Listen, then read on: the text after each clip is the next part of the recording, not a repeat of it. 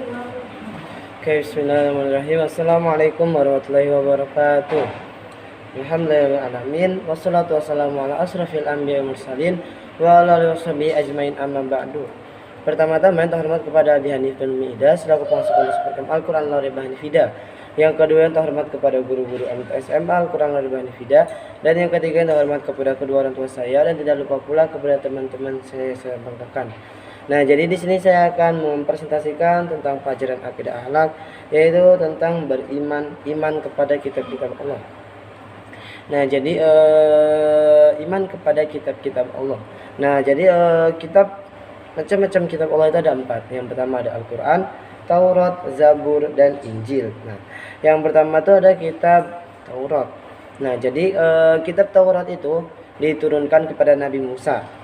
Nah, jadi sejarah turunnya kitab Taurat itu pada ketika remaja Nabi Musa itu memukul seseorang dari kaum Kipti.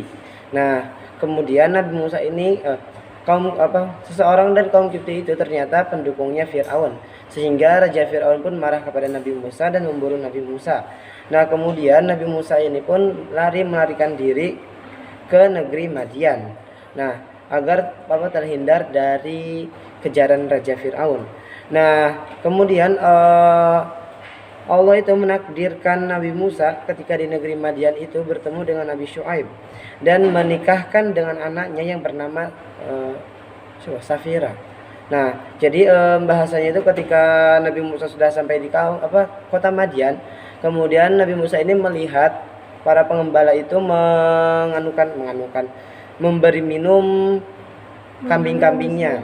Nah, kemudian ada 2 orang perempuan yang tidak memberi minum karena pengembala-pengembala lain itu laki-laki, sedangkan 2 orang itu adalah perempuan. Kemudian ditanya, saya hendak memberikan minum di ternak saya. Nah, kemudian Nabi Musa pun membantunya. Nah, sehingga 2 putri tadi itu mengajak Nabi Musa untuk ke rumahnya dan akhirnya bertemulah Nabi Syuaib. Dan akhirnya Nabi Musa pun menikah dengan salah satu anaknya yang bernama Safira. Nah, ketika sudah menikah selama bertahun-tahun, Nabi Musa ini pun ingin pulang ke kotanya di Mesir.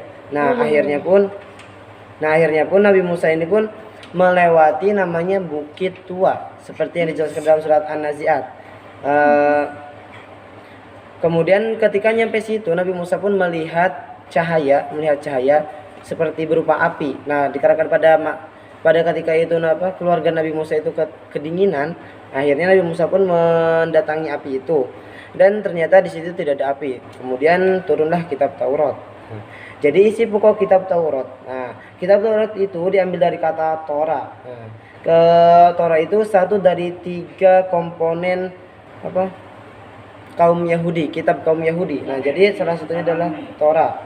Nah, jadi salah satu dari 3 komponen. Nah, jadi kitab Yahudi itu namanya Bibli. Nah, Bibli ini memiliki 5 kitab pokok. Yang pertama itu kitab Kejadian, dikarenakan isinya terdapat beberapa kejadian seperti kejadian. Kemudian yang kedua namanya kitab Keluaran, karena isinya itu mengeluarkan kita dari zaman kegelapan menuju zaman cahaya. Kemudian yang ketiga Imamat, yang keempat Bilangan, dan yang kelima itu Ulangan. Nah, di dalam kitab Taurat juga terdapat 10 perintah Tuhan. Nah, jadi 10 perintah Tuhan itu contohnya seperti kita tuh harus mematuhi orang tua, harus mengesahkan Tuhan yang satu, dan lain-lainnya. Nah, kemudian yang kedua ada kitab Zabur. Nah, kitab Zabur ini diturunkan kepada Nabi Daud. Nah, kitab Zabur ini berisi 150 nyanyian. 150 nyanyian. Yang dimana 5 nyanyian intinya itu adalah nyanyian